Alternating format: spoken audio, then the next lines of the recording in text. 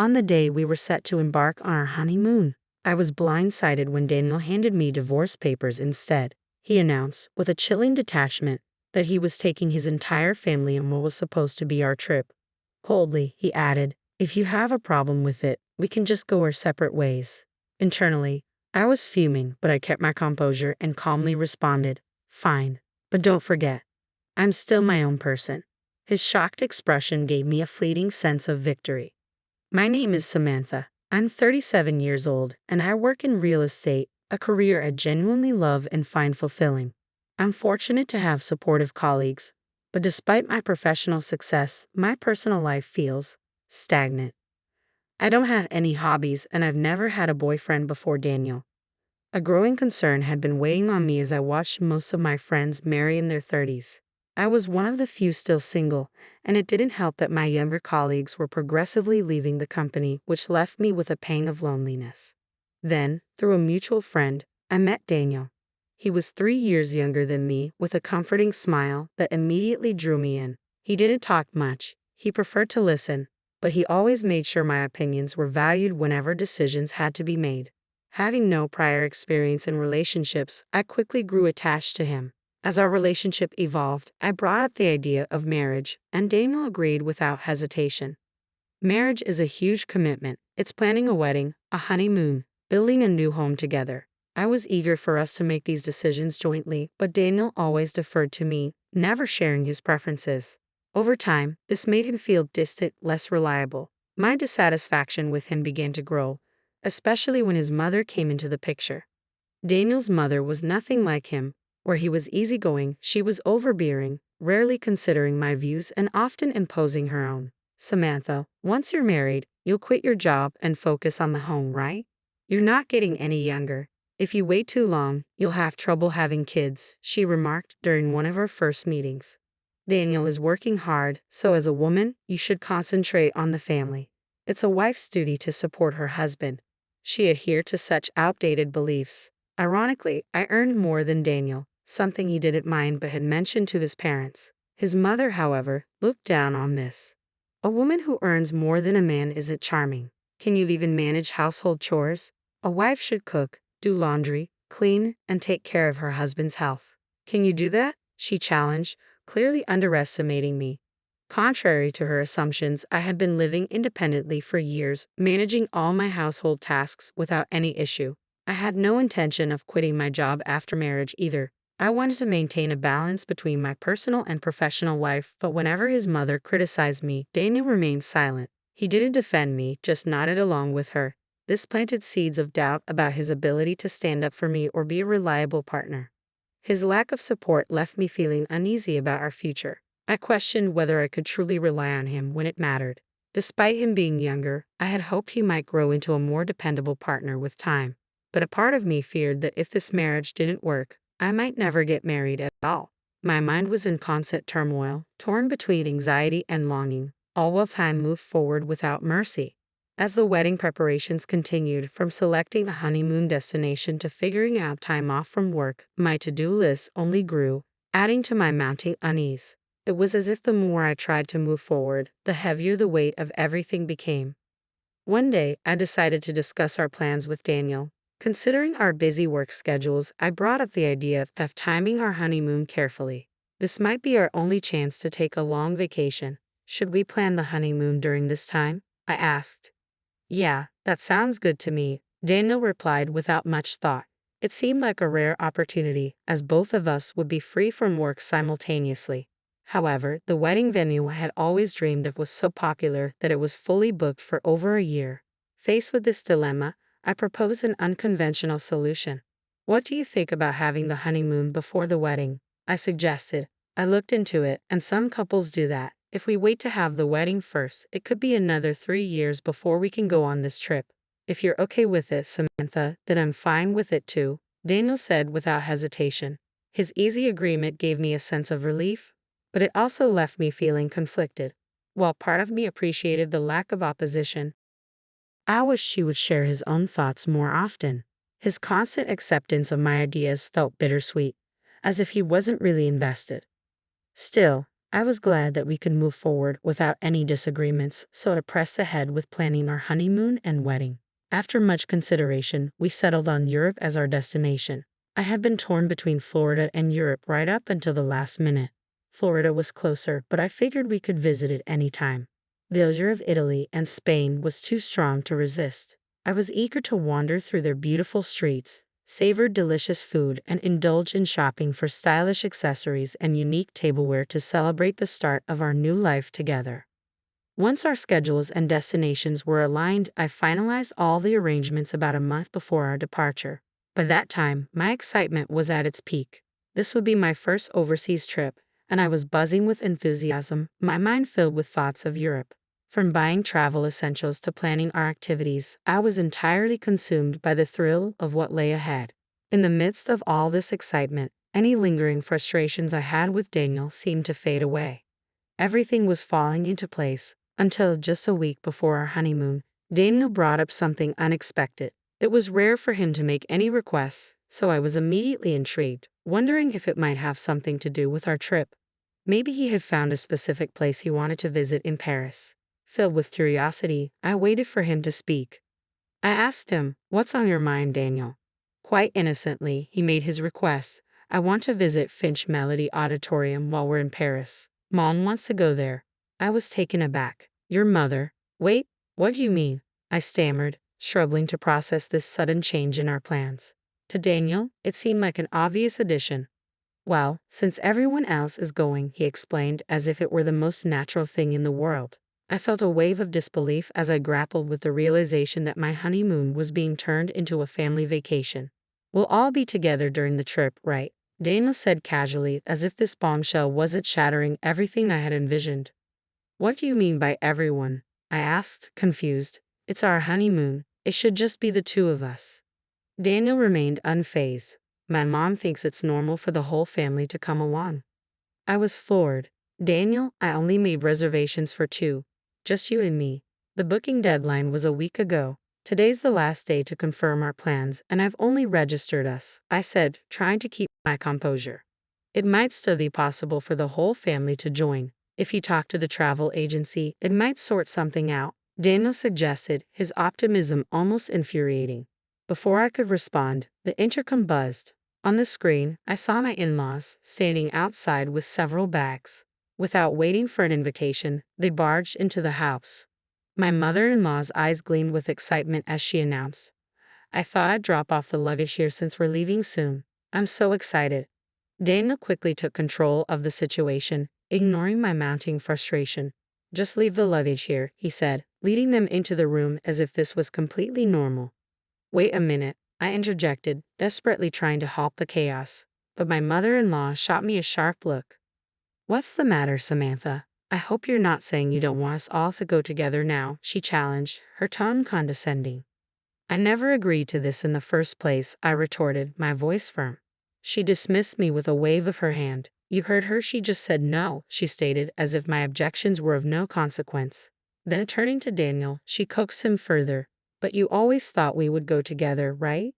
"Yeah," Daniel replied simply, supporting his mother's assumption without hesitation. My mother-in-law seized on his agreement, her smug smile growing. "It's completely normal for the husband's parents to go on the honeymoon. Don't you have any common sense?" Her words left me questioning everything, not just the trip, but the very foundation of my relationship with Daniel. As the tension escalated, she attempted to smooth things over with a troubling statement that only deepened my doubts. "I hope you won't ruin the trip with any unpleasantness. It's a special honeymoon, after all. And we all want to make good memories, right?" my mother-in-law said, her voice dripping with condescension. "I'll make sure to teach you some common sense this week before we leave." She spoke as if it were a given that she and the rest of the family would be joining us. I felt my frustration boiling over. "This is a honeymoon, you know. Normally, it's just the husband and wife," I countered, refusing to back down. I knew that if I gave in to her demands now, it would set a terrible precedent for our future. I was determined not to let that happen. But she remained unyielding, dismissing my concerns outright. "The husband's parents joining the honeymoon is just common sense. I can't believe you don't want to be with us. I thought we were becoming a family, but it seems our ideas of common sense are different." You don't seem to like me, and nothing seems to match. How sad, she lamented with exaggerated disappointment, her tone tinged with insincerity. Her furrowed brows and words, "How sad," seemed laced with a hidden smirk, convincing me she was deliberately manipulating the situation. To my dismay, Daniel sided with her without hesitation. "Samantha, what's wrong with you? They're my parents. It's okay for them to come on the honeymoon, right?" "It's not possible," I declared firmly, my patience wearing thin. "We've already booked reservations for two. Plus, I've never heard of families joining the honeymoon trip." Daniel's response was heated, as if itching for a confrontation. "I never realized you disliked my parents so much, Samantha," he exclaimed, his voice rising in disbelief. Then, coldly dismissing the conversation, he added, "That's enough. Just leave for today," his gaze piercing, as if he couldn't fathom my stance. As his words hung in the air, a sly smile spread across my mother-in-law's face. I stood there, bewildered and hurt, wondering why Daniel always sided with her, especially in such a crucial moment. The door slammed shut behind me, and in that fleeting moment, I caught a glimpse of her smug expression, a look that celebrated her victory. Alone, standing outside, I felt utterly abandoned. My heart ached as I wondered how I had been painted as the villain in this scenario. Why this special trip, meant to be ours, was now on the verge of being ruined. Overwhelmed by frustration and sadness, tears began to stream down my face. A few hours later, my phone buzzed with a message from Daniel. "I want you to check if it's still possible for my parents to join the tour. If not, we'll cancel this trip and find one that all of us can go on. Please think rationally and reconsider. We can sort this out if you do." His words stung, devoid of any acknowledgement of my feelings. Instead, there was only a cold insistence on his version of rationality. He didn't contact me again after that message, and as time passed, the distance between us only grew wider. I could sense that Daniel was likely just as upset as I was, though he hid it well. The day of our supposed honeymoon finally arrived, and despite everything, I had no intention of enjoying it. But after a month of preparations, I couldn't just walk away. As I was getting ready, the intercom buzzed. It was Daniel, here to pick me up. We hadn't seen each other since that heated argument, and I wasn't sure how to act around him. His arrival suggested he still intended to go on the trip, but there was something off. He had no luggage with him. Instead, he was holding a set of divorce papers in his hand. "You still plan to go on this trip after hurting my parents, didn't you?" he accused, his voice heavy with disappointment. "I'm taking my whole family on this honeymoon. If you don't like it, let's get a divorce." His words hit me like a brick, cold, final, and with no room for compromise. It was clear that in Daniel's eyes, his familial ties outweighed our relationship, and his mother's influence was the deciding factor. I stood there, caught between heartbreak and disbelief, realizing my marriage was ending before it had even begun. Daniel thrust the divorce papers toward me, his tone chilling. "My mom said it would be better this way." In that moment, everything became crystal clear. I had always thought Daniel would listen to me, value my feelings, and show me kindness. But now I saw him for what he was, someone who lacked conviction and placed his family's desires above our relationship. My feelings for him cooled sharply as I grasped the reality of our situation. Marrying him seemed pointless, especially with his overbearing mother in the picture. The future I saw with them was one filled with endless compromises and constant interference. Determined, I pointed at the divorce papers he held and responded with a decisiveness that took him aback. "Sure," I said, my voice unwavering, "but remember, I'm still single." "Single? What do you mean?" Daniel looked genuinely confused, his earlier composure slipping. "Weren't you listening? We talked about delaying the marriage registration until the day of the ceremony. I made sure to get your agreement. You didn't forget, did you? The marriage certificate is still in the drawer. You even said, 'If you're fine with it, Samantha, then I'm fine too.' That's right, divorce or not, we're not even married yet, so there's no problem with me going on the honeymoon under my maiden name." For a brief moment, Daniel's face flickered with recognition before turning crimson with frustration. "Are you out of your mind? You're giving up on marriage just because of a honeymoon. Get a grip," he exclaimed, his tone rising. Matching his intensity, I responded firmly, "No, Daniel. I'm giving up on you because you've already made it clear where your priorities lie." I stood my ground, unwavering. "This is the result of me being rational," I said firmly. "You've shown where your priorities lie. and I have to protect my interests and well-being.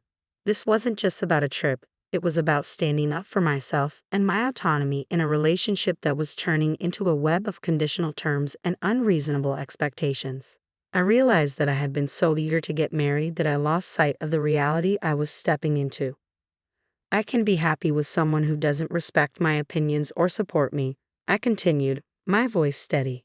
I'd rather stay single for life. Thanks for helping me see that haste truly does make waste. Daniel's expression softened as his voice wavered. Samantha, let's calm down and start over, okay? He pleaded, his eyes almost brimming with tears. But I wasn't swayed. My resolve had solidified. I was determined to break free. In a moment of clarity, I raised my voice.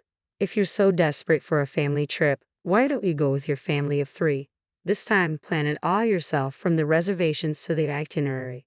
After always relying on others, it's about time you understand how difficult it is. If you think you can handle it, go ahead. Take the reins, you indecisive man. Without hesitation, I pulled out the unsigned marriage certificate from the drawer and tore it into shreds right in front of him. His mouth fell open in shock, his face a mix of disbelief and panic. Do you understand how serious I am now? I asked, my voice unwavering. I refuse to have a future dictated by others. It's over between us. Go cry to your beloved mommy, you mama's boy. I turned and slammed the front door behind me, leaving the stunned Daniel in the silence of his own making. I could almost picture him running to his mother, seeking comfort and validation. That evening, I contacted the tour company to cancel our honeymoon reservations. Even though it was a last-minute cancellation and I faced a financial loss, the sense of liberation, knowing I had made a decision for my well-being, was worth every penny. Afterward, I decided to bill Daniel for the entire cost of the trip. It was his actions, after all, that led to this fiasco. It only seemed fair. Later, Daniel tried to shift the blame for our failed relationship onto me, spreading rumors among our friends and coworkers.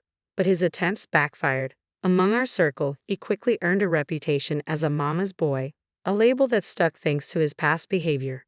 His bid for sympathy didn't gain him much favor. When I told my parents about the divorce, they were initially surprised but quickly supportive. Marriage isn't the only path to happiness, they reminded me. As long as you're happy, that's all that matters. Their words were a great comfort during such a turbulent time.